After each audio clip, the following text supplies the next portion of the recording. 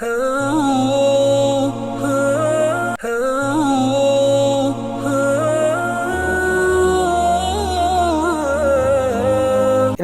புனித மதீனா முனவராவுடைய ஹுத்பாவை ஸலாஹ் அல்-புதைர் ஹஃபிظஹுல்லாஹ் ஹுத்பாவின் தலைப்பு, ஒரு முஃமின் எப்போதும் தனக்கு பயனளிக்கக்கூடிய விடயங்களில் ஈடுபட வேண்டுமே தவிர தனக்கு பிரயோசனம் இல்லாத தேவையற்ற விடயங்களில் தலையை நுழைய வைக்கக்கூடாது என்பதுதான் அவருடைய தலைப்பாக, ஹுத்பாவுடைய தலைப்பாக அமைந்திருக்கிறது.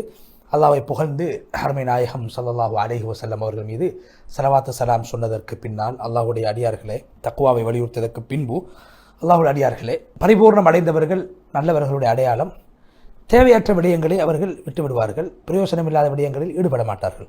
அப்துல்லாஹ் இப்னு முபாரக் ரஹ்மத்துல்லாஹி அலைஹி சொல்கிறார்கள், மாலிக் ரஹ்மத்துல்லாஹி அலைஹி சொன்னார்கள், ஒரு மனிதன் நல்ல மனிதனாக கருதப்பட மாட்டார் எதுவரைக்கும் என்றால் தேவையற்ற விடயங்களை, தேவையற்ற விடயங்களை அவர் விடும் வரைக்கும். தேவையற்ற விடயங்களை விட்டால் அல்லாஹ்வுடைய உள்ளத்தை திறந்து கொடுப்பான், உள்ளத்தில் ஹிக்மத்துகள் ஞானங்கள் உருவாகும்.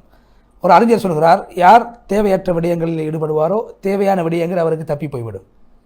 யார் தன்னிடத்தில் இருப்பதை கொண்டு போதுமாக்கிக் கொள்ளவில்லையோ உலகமே அவருக்கு கொடுக்கப்பட்டாலும் அதை அவர் போதாது என்று தான் சொல்வார்.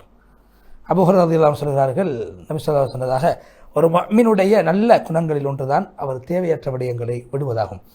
இப்னு அப்துல் பர் ரஹ்மத்துல்லாஹி சொல்கிறார்கள், மேலே சொல்லப்பட்ட அந்த விடயம், நபி அவர்கள் சொன்ன அந்த ஹதீஸ், ஒரு முஃமின் நல்லவர் என்பதற்கும் ஒரு முஸ்லீம் உண்மையான முஸ்லீம் என்பதற்கு அடையாளம் தேவையற்ற விடயங்களை அவர் விடுவதாகும் என்பது பல்வேறுபட்ட சுருக்கமான வார்த்தையாக இருந்தாலும் ஆழமான அர்த்தங்களை கொண்ட ஒரு தத்துவமாக அமைந்திருக்கிறது, ஒரு ஞானமாக அமைந்திருக்கிறது. உலமாக்கள் ஒரு முஸ்லீமுக்கு எது அவசியமானது எது அவசியமில்லை என்பதை தெளிவுபடுத்தியிருக்கிறார். இப்படி முனாக்கிர் ரஹ்மத்துல்லாஹி சொல்கிறார்கள், ஒரு முஃமினுக்கு அவசியமான விடயம் என்னவென்றால் அவனுடைய வாழ்க்கையில் அவன் சந்திக்க இருக்கக்கூடிய அவனுக்கு தேவையான நிர்பந்தம், அதாவது அத்தியாவசியமான விடயங்கள், உலக வாழ்வுக்கும் மறுமை வாழ்வுக்கும். அதே போன்று மறுமை வாழ்வில் நஷ்டத்தை ஏற்படுத்தக்கூடிய தீமைகளை உண்டு பண்ணக்கூடிய விடயங்களை விட்டு அவர் பாதுகாப்பாக இருக்க வேண்டும். ஒரு மனிதன் தனக்கு மாத்திரம் தேவையான விடயங்களில், தனக்கு பிரயோசனம் அளிக்கக்கூடிய விடயங்களில் மாத்திரம் ஈடுபட்டால் அவர் பல்வேறுபட்ட கெடுதிகளை விட்டும் பாதுகாக்கப்பட்டவராக மாறிவிடுவார். எனவே பாதுகாப்பு என்பது அது அதிகமானது. கெடுதிகளை விட்டு பாதுகாப்பு பெற்று வாழ்வது என்பது ஒரு முஸ்லீமுடைய இஸ்லாம் அழகானது என்பதற்கு அடையாளமாக இருக்குது. இப்னு கய்யிம் ரஹ்மத்துல்லாஹி அலைஹி அவர் சொல்கிறார்கள், அல்லாஹு தஆலாவுடைய தூதர் நபி ஸல்லல்லாஹு அலைஹி வஸல்லம் அவர்கள் ஒரே வார்த்தையிலே அனைத்து விதமான அல்-வரா என்று சொல்லக்கூடிய ஒழுக்கத்தை, பக்குவத்தை, கட்டுப்பாட்டை நபி அவர்கள் அழகாக கூறினார்கள். தேவையில்லாத பேச்சை விடுவது, தேவையில்லாத பார்வையை விடுவது, தேவையில்லாத விடயத்தை கேட்பதை விடுவது, தேவையில்லாததை பிடிக்கக்கூடாது, தேவையில்லாத விடயத்துக்கு நடக்கக்கூடாது, தேவையற்ற விடயங்களை சிந்திக்கக்கூடாது, தேவையற்ற விஷயங்கள் நாம் எங்களை அசைக்கக்கூடாது, ஈடுபடுத்தக்கூடாது என்ற விடயங்களை எல்லாம் ஹதீஸ் உள்ளடக்கி இருக்கிறது. இப்னு ரஜப் ரஹ்மத்துல்லாஹி சொல்கிறார்கள், ஒரு முஸ்லீமுடைய இஸ்லாம் பரிபூர்ணம் அடைந்து அழகாகிவிட்டால் அவருடைய அடையாளம் என்ன? அவர் தேவையற்ற விடயங்களை விட்டு விடுவார். ஹராமான விடயங்கள், சந்தேகமான விடயங்கள், மக்ரூஹான விடயங்கள், வீண் பேச்சுக்களை அவர் விட்டு விடுவார். எனவே இது முஸ்லீமுடைய இஸ்லாம் பூர்த்தி என்பதற்கு அடையாளம். ஒரு முஸ்லீம் தனக்கு பயனளிக்கக்கூடிய விடயங்களில் ஈடுபடுவதுடைய பிரயோசனம் என்ன தெரியுமா? உயர்வு, நிம்மதி, சந்தோஷம், நல நிம்மதி, வாழ்க்கையிலே பரக்கத்துண்டாகும், பேச்சிலே பரக்கத்துண்டாகும், குடும்பத்திலே பிள்ளை குட்டியால் பரக்கத்துண்டாக்குவார். இப்னு ஹஜர் அல்-ஹைத்தமி ரஹ்மத்துல்லாஹி அலைஹி சொல்கிறார்கள், ஒரு அடியான் தனக்கு மாத்திரம் பயனளிக்கக்கூடிய விடயங்களில் மாத்திரம் ஈடுபட்டால் அவர் எல்லா விதமான ஆபத்துக்களை விட்டும், கெடுதிகளை விட்டும், வீண் தர்க்கங்களை விட்டும் தன்னை காத்துக்கொள்வார். இது ஒரு மனிதனுடைய இஸ்லாம் பூர்த்தி என்பதற்கு பரிபூர்ணமான அடையாளங்கள் ஒன்றாக இருக்கிறது. முஸ்லீம்களே, மனிதர்களே மிக நஷ்டவாளி, அபாக்கியசாலி யாரென்றால் வீணான விடயங்களில், தனக்கு பிரயோசனம் அளிக்காத விடயங்களில் ஈடுபடக்கூடியவர். ஒரு கவிதையை சொல்கிறார்கள், ஒரு மனிதனுடைய ஆத்மா எப்போது தனக்கு தேவையற்ற விடயங்களில் ஈடுபடுமோ அது தேவையான விடயங்களை இழந்துவிடும். ஹசன் பஸ்ரி ரஹ்மத்துல்லாஹி சொல்கிறார்கள், ஒரு முஃமினை அல்லாஹ் புறக்கணித்து விட்டான், ஒதுக்கி விட்டான், தூரமாக்கி, அல்லாஹ் ரஹ்மத்தை விட்டு தூரமாக்கி விட்டான் என்பதற்கு அடையாளம் என்ன தெரியுமா? அந்த மனிதனை அல்லாஹு தஆலா பிரயோசனமற்ற விடயங்களில் ஈடுபடுத்துவான். ஒரு முஸ்லீம் பிரயோசனம் இல்லாத விடயங்களில் ஈடுபடுவது மிக பயங்கரமான நோயாகும், மிக பயங்கரமான விடயமாகும். அப்படியான பிரயோசனமற்ற விடயங்களில் ஈடுபடக்கூடிய விதங்கள் ஏராளம். அதில் ஒன்றுதான் மற்றவர்களுடைய நிலைமைகளை பற்றி கூடுதலாக ஆராய்ச்சி செய்வது, மற்றவங்களுடைய அலாய் பலாயை தேடுவது, மற்றவங்களுடைய விடயங்களை கூர்ந்து கவனிப்பது, நிலைமைகளை அவதானிப்பது, குறைகளை பார்ப்பது, அவர் என்ன செய்கிறாரு, எங்கே போகிறாரு, அவர் யாரை சந்திக்க போகிறாரு, யாரை மிஸ் பண்ணுறாரு, யாரோடு சேர்ந்துருக்கிறாரு, யாரோட சேர்ந்து போகிறாரு, யாரை ஒதுக்குறாரு, பிள்ளைகள் எப்படி இருக்கிறாங்க, யார் வாராரு, யார் போகிறாரு, இதை பற்றி பார்ப்பது. இதுவும் தேவையில்லாத விடயம், மோசமான பண்பு. சொன்னதாக அல்லாஹ் தஆலா 3 விடயத்தை வெறுக்கிறான். அதில் ஒன்றுதான் கீல் வக்கால், அதாவது ஊர்பலா என்று சொல்வார்கள். அலாய் பலாய் மற்றவர்களை பற்றி அப்படி சொல்லப்பட்டது, இப்படி சொல்கிறாங்க, அப்படி பேசுகிறாங்க, இப்படி மற்ற விடயங்களை பற்றி மற்றவங்களை பற்றி பேசுகிறது. ரெண்டாவது பணத்தை வீண்வரியம் செய்கிறது. மூணாவது தேவையில்லாத கேள்விகளை கேட்கறது. மூணையும் அல்லாஹ் தஆலா வெறுக்கிறார் என்று பெருமானார் ஸல்லல்லாஹு அலைஹி வஸல்லம் அவர்கள் குறிப்பிட்டார். புகாரி முஸ்லிமில் இந்த செய்தி பதிவு செய்து இப்னு ரஜப் ரஹ்மத்துல்லாஹி சொல்கிறார்கள், ஒரு மனிதன் இன்னும் ஒருவருடைய நிலைமையை பற்றி ஒருவரிடத்தில் அதாவது துருவி கேட்பது, அது பெரும்பாலும் அந்த கேட்கப்படக்கூடிய நபர் விரும்ப மாட்டார். தன்னுடைய விடயங்களெல்லாம் அலசி ஆராய்வது, துருவி ஆராய்வதை யாரும் விரும்ப மாட்டார்கள். இப்போது ஒரு மனிதன் மற்ற மனிதர்களுடைய மறைவான விடயங்கள், அவர்கள் மறைத்திருக்கக்கூடிய விடயங்கள்லாம் துருவி ஆராய்வாரோ அது விரோதங்களை உண்டாக்கும், குரோதங்களை உண்டாக்கும், விவாதங்களை உண்டாக்கும், பிரச்சனைகளை, சர்ச்சைகளை மக்களுக்கு மத்தியில், நண்பர்களுக்கு மத்தியில் உண்டாக்கிவிடும். எத்தனையோ பிரச்சனைகளுக்கு அது காரணமாக மாறிவிட்டது. என்றால் எப்போதுமே மனிதன் தன்னுடைய உள் விவகாரங்களை மற்றவர்கள் துருவி ஆராய்வதை ஒரு மனிதன் எப்போதும் விரும்ப மாட்டான். எல்லோரும் வெறுப்பார்கள்.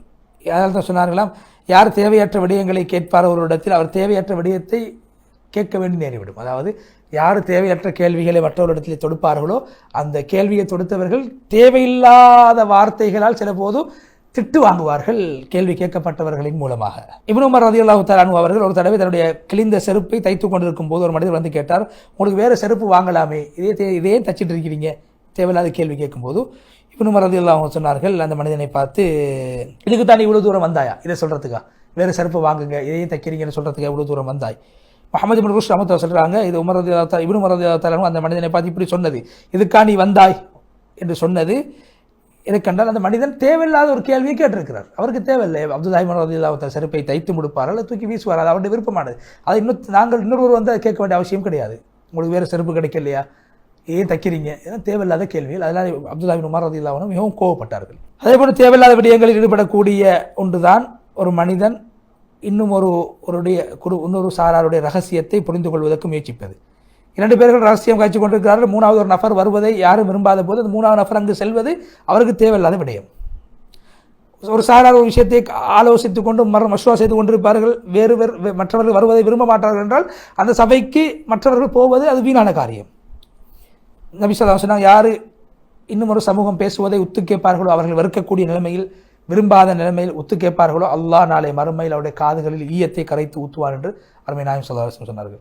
ஹுதைஃபா சொன்னார், நபி ஸல்லல்லாஹு சொன்னதாக, கத்தாத் என்று சொல்லக்கூடியவன் சொர்க்கம் செல்ல மாட்டான். கத்தாத் என்பவன் யார் என்றால், மக்கள் பேசக்கூடிய விடயங்களை ஒளிந்திருந்து மறைந்திருந்து கேட்டு அதை மற்றவர்களுக்கு போய் சொல்லக்கூடியவன், கோல் சொல்லக்கூடியவன். அதே போன்று வீணான விடயங்களில் ஈடுபடக்கூடிய விடயங்களில் ஒன்றுதான் ஒரு மனிதன் மற்றவருடைய குறைகளை தேடுவது, துருவி ஆராய்வது. அது பிரயோசனம் இல்லாத விடயம்.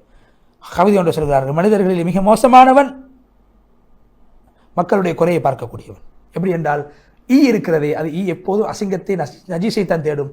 அதுபோன்றுதான் மற்றவருடைய குறையை தேடக்கூடியவர்கள் எப்போதும் மற்றவருடைய நஜீஸை தேடக்கூடியவர்கள் என்று, படுமோசமான மனிதர்கள் என்று ஒரு கவிஞர் குறிப்பிடுகிறார். இப்னு ஜஞ்சி அல் பக்தாதி என்ற கவிஞர் சொல்கிறார், மக்களுக்கு மத்தியில் மக்களுடைய குறைகளை தேடி சில பேர்கள் தெரிந்து கொண்டு அவருடைய வேலை அதுதான், குறை இல்லாதவனுடைய குறையையும் தேடுவார்கள். ஏன்? பிரயோசனங்கள், இப்போ உலகத்திலே குழப்பங்களை, ஃபித்னாக்களை உண்டு பண்ண வேண்டும் என்ற நோக்கத்திலே.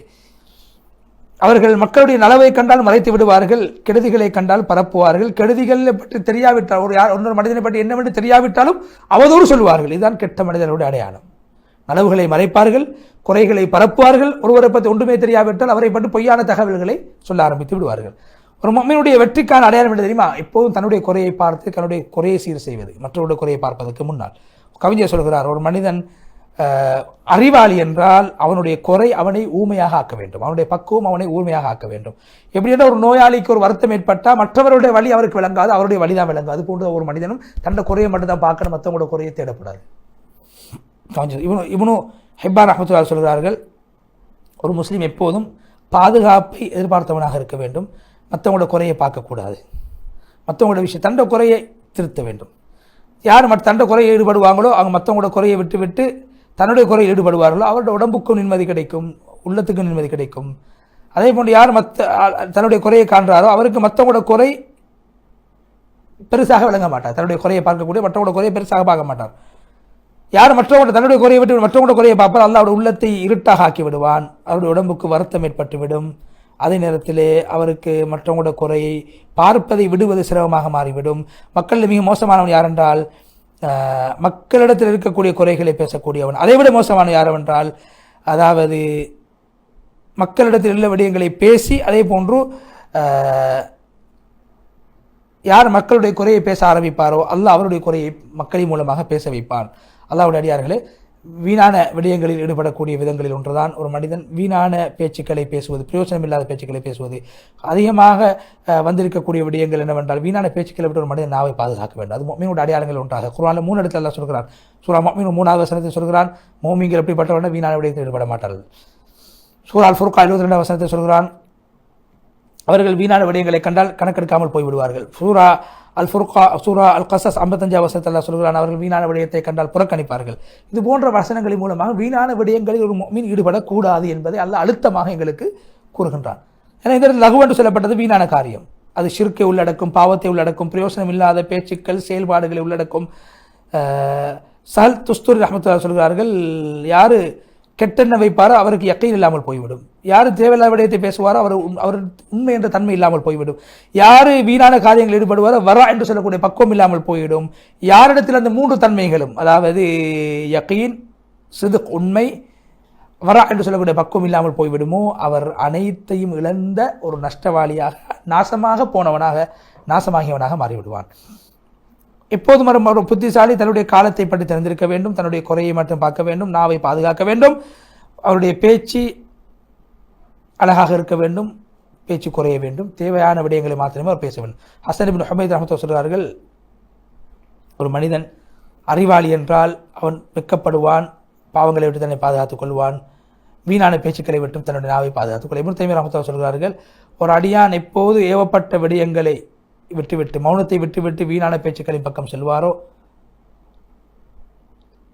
அது அவருக்கு பாதகமாக மாறிவிடும், அது வெறுப்புக்குரியதாக மாறிவிடும், அது மக்ரூவான காரியம், மக்ரூ அவரை குறைத்துவிடும். ஒரு மனிதன் எப்போது தேவையில்லாத விடயங்களில் மூழ்குவாரோ அவருடைய இஸ்லாத்தின் அழகு குறைந்துவிடும். ஷாஃபி ரஹ்மத்துல்லாஹி சொன்னார், யாருடைய உள்ளத்தை அல்லாஹ் தஆலா வெளிச்சமாக்க வேண்டும் என்று விரும்புகிறார் அவர் பேச்சை குறைத்துக் கொள்ள வேண்டும். இன்னும் ஒரு சொன்னால் 3 விடயங்கள் அறிவை அதிகப்படுத்தும். ஒன்று நல்லவர்களோடு சேர்ந்திருப்பது, 2வது உலமாக்களோடு சேர்ந்திருப்பது, 3வது தேவையில்லாத பேச்சுக்களை விடுவது. யார் தேவையில்லாத செயல்கள் பேச்சுக்களை விடுவார்களோ அவர் தன்னை பாதுகாத்துக் கொண்டார், தன்னுடைய உடம்புக்கும் நிம்மதியை சந்தோஷத்தை கொடுத்து கொண்டார். யார் நல்ல மூத்துக்கு பிதா தன்னை பற்றி மக்கள் நல்லதை பேச வேண்டும், நல்லாமல் செய்ய வேண்டும் என்று விரும்புகிறாரோ அவர் தேவையில்லாத விடயங்களில் ஈடுபடுவதை தவிர்த்துக் கொள்ள வேண்டும். மாலிக் இப்னு தீன் ரஹ்மத்துல்லாஹி அவர் சொன்னார்கள், உங்களுடைய உள்ளத்திலே மனிதனே கடினமான தன்மையை நீ உணர்ந்தால், உணர்விலே பலகீனத்தை உணர்ந்தால், ரிஸ்கிலே பரக்கத்தில்லை, தரித்திரியத்தை நீ உணர்ந்தால், நீ நினைத்துக்கொள் நீ தேவையில்லாத விடயத்தில் ஈடுபட்டுக் கொண்டிருக்கிறாய். ஸைத் இப்னு அஸ்லம் ரஹ்மத்துல்லாஹி சொல்கிறார்கள், அபூ துஜானா ரலியல்லாஹு தஆலா அன்ஹு சக்ராத்தில் இருக்கும்போது நான் நுழைந்தேன். அப்போது அவருடைய முகம் பிரகாசமாக இருந்தது. அவரிடத்தில் கேட்கப்பட்டது, சக்ராத்துடைய நேரத்திலே எல்லாருடைய முகமும் அதாவது கருத்து இருக்கும், அதாவது கவலையோடு இருப்பார், நீங்கள் சந்தோஷமாக இருக்கிற என்ன காரணம்? அபூ துஜானா ரலியல்லாஹு சொன்னார்கள், 2 விடயங்கள், நான் நிறைய விடயங்கள் செய்திருக்கிறேன், இந்த 2 விடயங்களை நான் மிக அதிகமாக ஈடுபட்டு வந்தது தான் என்னுடைய முகம் சக்கராத்தில் ஒளியாக இருப்பதற்கு காரணம். முதலாவது சொன்னார்கள், நான் தேவையில்லாத விடயங்களை பேச மாட்டேன். 2வது, நான் எல்லாரையும் பற்றி நல்லெண்ணம் கொண்டிருக்கேன், உள்ளத்தில் யாரை பற்றி தப்பாக பிராயம் இல்லை. இந்த 2 காரியத்தின் மூலமாக அல்லாஹ் சக்கராத்துடைய நேரத்தை எனது முகத்தை பிரகாசமாக ஆக்க வைத்திருக்கிறான். அதே போன்று வீணான விடயங்களில் ஈடுபடக்கூடிய ஒன்றுதான் உலமாக்களிடத்திலே தேவையில்லாத கேள்விகளை கேட்கிறது. நடைபெறாத விடயங்கள், இப்படி நடந்தா இப்படி, அப்படி நடந்தா இப்படி என்று தேவையில்லாத விடயங்கள், அதிகமான பிரயோசனம் இல்லாத கேள்விகள் உலமாக்கிட்ட போய் கேட்கிறதும் தேவையில்லாத விடயங்களில் ஈடுபடக்கூடியதாக கருதப்படும். இப்னு ஹஜர் ரஹ்மத்துல்லாஹி சொல்கிறார்கள், உலகத்தில் நடைபெறாத சட்டத்திட்டங்களை பற்றி உலமாக்கிட்ட கேட்பது அது வெறுப்புக்குரிய ஒரு விடயமாகும். அது அப்படி கேட்டால் சரியான பதிலும் கிடைக்காது, அது வீணான விடயமாக மாறிவிடும். இப்னு அப்பாஸ் சொல்கிறார்கள், என்னோட அடிமை இக்ரிமா ரலியல்லாஹு ரஹ்மத்துல்லாஹி அலைஹி பார்த்து சொன்னார்கள், உங்களுக்கு நீங்கள் மக்களுக்கு சென்று ஃபத்வா கொடுங்கள், யார் உங்களிடத்திலே தேவையான விஷயத்தை கேட்டுவாரோ அவங்களுக்கு ஃபத்வா கொடுங்க, யார் தேவையில்லாத விஷயத்தை கேட்டுவாரோ அவங்களுக்கு ஃபத்வா கொடுக்க வேணாம். ஏண்டா நீங்கள் அப்படி தேவையில்லாத விஷயத்தில் நீங்கள் ஈடுபடுறதால மக்களுடைய செலவீனத்தில் 2 நீங்கள் உங்களை விட்டும் தடுத்துக் கொள்கிறீர்கள், வீணாக உங்களுடைய சக்தியெல்லாம் வீணாகிவிடும். இப்னு மஸ்ஊத் சொல்கிறார்கள், ஒரு அடியான் அல்லாஹ் ஒரு அடியானுக்கு நலவை நாடிவிட்டால் அந்த மனிதனுடைய நாவை அல்லாஹ் நேராக்குவான், அவருடைய கேள்வியை தேவையான கேள்வியாக ஆக்குவான், அவருடைய அறிவை பிரயோசனமான அறிவாக ஆக்குவான். ஸைத் இப்னு சாபித் சொல்கிறார்கள், அவருடைய ஏதாவது கேட்கப்பட்ட அவர் கேட்பார், இது நடந்த விடயமா என்று. ஆம் என்றால் அதுக்கு பதில் கொடுப்பார்கள், நடக்காத விடயமாக இருந்தால் சொல்வார்கள் இல்லை நடக்கும் வரைக்கும் அதை விடுங்கள், நடந்ததுக்கு பின்னால் அதற்கான கேள்வியை கேளுங்கள் என்று சொல்வார். இப்னு ரஜப் ரஹ்மத்துல்லாஹி சொல்வார்கள், மார்க்கத்திலே மார்க்க அறிவை தேடுவது, தேவையான கேள்விகளை கேட்பது, அது அமலுக்காக வேண்டிய கேள்வி கேட்கப்பட்டால் தான் அதுக்கு நன்மை கிடைக்கும். வீண் விவாதங்களுக்காக உலமாக்களை மட்டம் தட்ட வேண்டும் என்பதற்காக கேள்வி கேட்பது அது மடமையாக இருக்கு. இப்னு பத்தார் ரஹ்மத்துல்லாஹி சொல்கிறார்கள், ஏதாவது அவரிடத்திலே நடைபெறாத விடயங்களை பற்றி கேட்கப்பட்டவர் சொல்வார்களாம், கிதாப் குர்ஆன் அது பேசக்கூடியதாக இருக்கிறது, அதாவது நீங்கள் குர்ஆனிலும் ஹதீஸிலும் சொல்லப்படாத விடயத்தை கேட்கிறீர்கள், முன்னோர்கள் கேட்காத கேள்வி கேட்கிறீர்கள் என்று சொல்லி அனுப்புவார்கள். அதே போன்று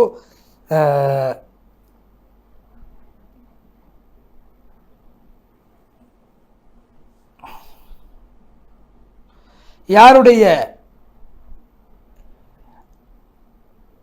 பார்வை சீராக இருக்க வேண்டும், சிந்தனை சீராக இருக்க வேண்டும், அவர் எதை போல் என்றால், அதாவது தேவையில்லாத கேள்வி கேட்கக்கூடியவர், தேவையில்லாத விடயங்கள் ஈடுபடக்கூடிய எப்படி என்றால், சூரியனுடைய வெளிச்சத்தை பார்த்து சூரியனுடைய அளவை புரிவதற்கு முயற்சிக்கக்கூடியவரை போல, சூரியனுடைய வெளிச்சத்தை பார்த்து சூரியன் எவ்வளவு சைஸ் என்று சொல்லலாம். அது மாதிரிதான் தேவையில்லாத குதர்க்கமான கேள்விகளை கேட்பது.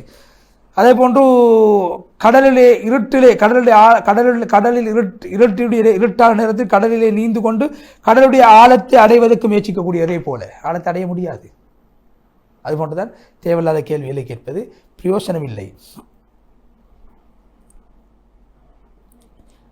கடலுக்கு அவர் ஆழத்துக்கு செல்ல செல்ல செல்ல தூரமாக அவர் பூமியை விட்டு தூரமாகி கொண்டே போவார். அதுபோன்று தேவையில்லாத கேள்விகள் என்பது கடலுடைய ஆழத்தை அடைவதற்கு முயற்சிப்பதை போல, சூரியனை பார்த்து சூரியனுடைய அளவை தெரிவதற்கு முயற்சிப்பதை போன்றதாகும்.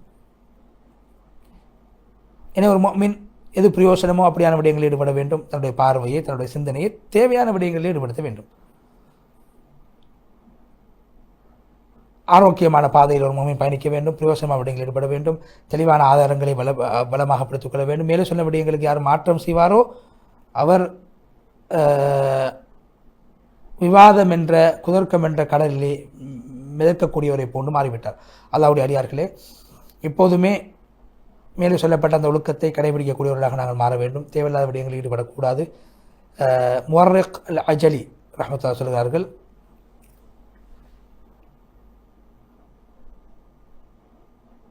நான்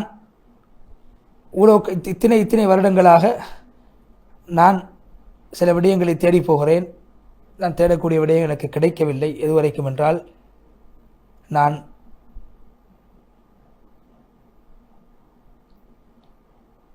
தேடுவது கிடைக்கும் வரைக்கும் நான் தேடிக்கொண்டே இருப்பேன். அப்போது கேட்டார்கள், அபுல் முஅத்தமிர் அவர்களே, தேடி கிடைக்காத விடயம் என்ன? அதாவது பல வருடங்களாக நீங்கள் ஒரு விடயத்தை தேடுகிறீர்கள் என்று சொன்னீர்கள், தேடிய விடயம் கிடைக்கவில்லை என்று சொன்னீர்கள், அது என்ன? அப்போது அந்த இமாம் அவர்கள் பதிலளித்தார், அதுதான் எனக்கு தேவையில்லாத விடயங்களை விட்டும் தேவையில்லாத விடயங்களில் ஈடுபடுவதை விட்டு என்னை பாதுகாத்துக் கொள்வது அது மிக சிரமமாக இருக்கிறது என்று சொன்னார்கள். அபுல் ஐஸ் சமர்கந்தி ரஹ்மத்துல்லாஹி சொல்கிறார்கள், பேணுதல் என்றதுடைய அடிப்படை என்னவென்றால், ஒரு மனிதன் உள்ளத்தை பாதுகாப்பது, தேவையில்லாத விடயங்களை சிந்திக்கக்கூடாது. எப்போது நம்முடைய உள்ளம் தேவையில்லாத விடயங்களை சிந்திக்குமோ அப்போது தேவையில்லாத விடயங்களை அந்த மனிதன் ஈடுபடக்கூடியவனாக மாறுவான். அது மிகப்பெரிய போராக மாறிவிடுகிறது என்று சொல்லி ஹுத்பாவுடைய முதல் பகுதியை விட்டு விடைபட்டு சென்று இரண்டாவது பகுதி அல்லாஹ்வை புகழ்ந்து நபி ஸல்லல்லாஹு அலைஹி வஸல்லம் ஸலவாத் ஸலாம் சொல்லி அந்த தக்வாவை வலியுறுத்தியதற்கு பின்பால், அல்லாஹ்வுடைய அடியார்களே, தேவையில்லாத விடயங்களில் ஈடுபடக்கூடிய வகைகளில் ஒன்றுதான் ஃபத்வா கொடுப்பதற்கு தகுதி இல்லாதவர்கள் ஃபத்வா கொடுப்பது, மார்க்க அறிவில்லாதவர்கள் மார்க்கத்தை பற்றி பேசுவது, அறிவில்லாமல் ஹதீஸ்களை சொல்வது, அறிவில்லாமல் ஃபத்வா கொடுப்பது. இப்னு தைமியா ரஹ்மத்துல்லாஹி சொல்றார், யாரு மார்க்க விடயத்தில் அறிவில்லாமல் பேசுவார் அவர் பொய்யனாக மாறிவிடுவார். அவர் வேணுமென்று பொய் சொல்லாவிட்டாலும் சரி, அறிவில்லாமல் மார்க்கத்துடைய தெளிவில்லாமல் விடயத்தை பேசுவது அவரும் பொய்யன் தான்.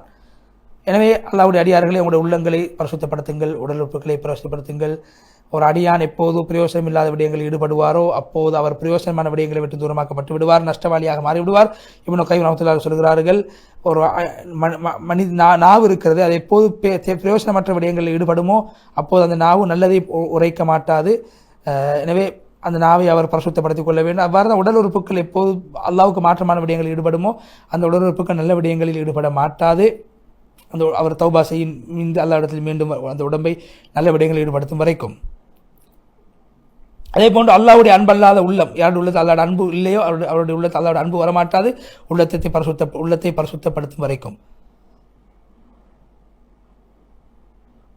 எனவே அல்லாவின் பக்கம் அல்லாவை சந்திக்க வேண்டும் என்ற ஆசை வர வேண்டுமாக இருந்தால் உள்ளத்தில் அல்லாவுடைய அன்பை கொண்டு வர வேண்டும். நாவிலே அல்லாவுடைய திக்ர் வர வேண்டும். உடம்பை அல்லாவுடைய தீனுடைய விடயங்களில் ஈடுபடுத்த வேண்டும். எப்போது உள்ளம் மஹ்லூக்களை கொண்டு நிரப்பப்பட்டு விடுமோ, பிரயோசனம் இல்லாத விடயங்களை கொண்டு ஈடுபட்டு விடுமோ, அந்த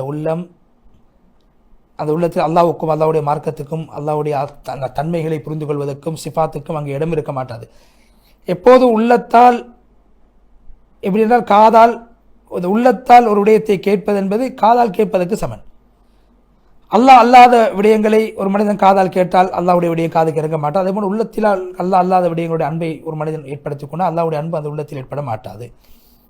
அல்லாவுடைய திக்கரை எப்போது நாவு உள்ள மொழியவில்லையோ அப்போது அந்த உள்ளத்தில் அல்லாவுடைய திக்கு நாவும் அல்லாவுடைய திக்கரை மொழிய மாட்டாது. நபி ஸல்லல்லாஹு அலைஹி சொன்னார்கள், ஒரு மனிதனுடைய உள்ளம் சீல் சலத்தால் நிறைக்கப்படுவது அவனுடைய உள்ளம் கவிதைகளால் நிறைக்கப்படுவதை விட சிறந்ததாகும். என்றால் கவிதைகளால் உள்ளம் நிறைக்கப்பட்டால் அது அவருடைய உள்ளத்தில் நல்ல விடயங்கள் இருக்க மாட்டாது. எப்போதும் கவிதையும் பாடலும் மட்டும்தான் இருக்கும். சிந்தனைகளும் அதாவது கற்பனைகள் மாத்திரமே இருக்கும். அர்த்தமில்லாத விடயங்கள் மாத்திரமே உள்ளத்தில் இருக்கும். எனவே அல்லாஹ்வுடைய திக்ரை கொண்டு உள்ளத்தை நிறைக்க வேண்டும். பிரயோசனம் இல்லாத அறிவு, பரிகாசங்கள், ஜோக் பண்ணுறது, ஜோக்கான விஷயங்கள், இவைகள் கதைகள் உள்ளத்தில் நிறைந்துவிட்டால் உள்ளத்தில் நல்ல சிந்தனைகள் வரமாட்டாது. இவைகளை விட்டு உள்ளத்தை பரிசுத்தப்படுத்தினால் நிச்சயமாக உள்ளம் பரிசுத்தம் அடையும் என்ற கருத்தை சொல்லிவிட்டு, மனிதனே, நாம் அல்லாதவர்களை விட்டு உங்களோட உள்ளத்தை நீ பரிசுத்தப்படுத்தி விட்டு அப்போது நீ எங்களை சந்திப்பாய். யார் தங்களுடைய உள்ளங்களை பரிசுத்தப்படுத்தியிருக்கிறார் அவர்களுக்கு எங்களுடைய நெருக்கம் கிடைக்கும் என்ற கவிதையை படித்து முழுமையாக புனித நீண்ட ஒரு துவாவை செய்து செலவாத்து சொல்லி மதீனா முனவரோட ஹுத்பாவை விட்டும் ஸலாஹுல் புதைர் ஹஃபிதுல்லாஹ் அவர்கள் விடைபெற்று சென்ற அடுத்த நேயர்களுக்கு நாங்கள் புனித மஸ்ஜிதுல் அக்ஸாவுடைய ஹுத்பாவை மொழிபெயர்க்க இருக்கின்றோம். அதற்கு முன்னால் ஒரு இடைவேளை.